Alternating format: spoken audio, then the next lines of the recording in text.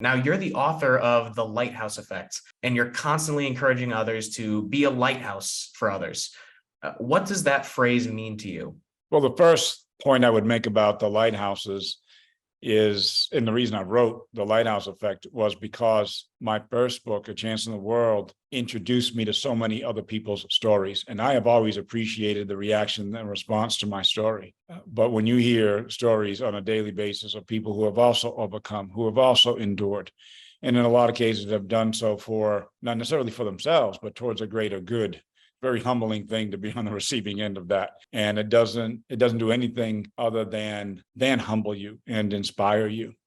But that in and of itself was not enough. And so I wanted to capture the stories, not the well-known and not the famous and not the influential, but the everyday people. So in The Lighthouse Effect, I told the stories of these 10 people that I encountered at different stages of my life. And from each of them, I learned something important, something affirming. And I think they have something that we can all learn from, actually. And not necessarily because, they're famous or well-known, but because they're not, actually. And wouldn't, by and large, seek that limelight even if you gave it to them. Whatever light is on them, they stepped into reluctantly, a lot like I did.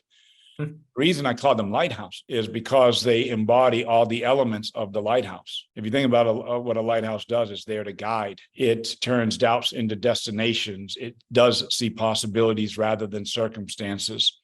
It gives what it can. It shines its light outward. So it's not necessarily focused on itself. At the same time, there's this other side of the lighthouse that's reflected in its vulnerability, because the lighthouse is in a very vulnerable place. Wherever you see a lighthouse, one thing you know for sure is that it's dangerous wherever they are. Difficult to be a lighthouse, actually. And so for a lot of people who stand in the gaps of our society, frontline healthcare workers, as we saw during the pandemic, teachers, social workers, first responders. These are people who are very much lighthouses, and police officers. And they put themselves sometimes on a daily basis, in harm's way, firemen as an example. But they do so towards this greater good. And it's to impact somebody's life, touch somebody's life. And lastly, I'd say that the lighthouse never knows who sees it. The lighthouse never really fully grasps or understands the impact that they're having on somebody's life.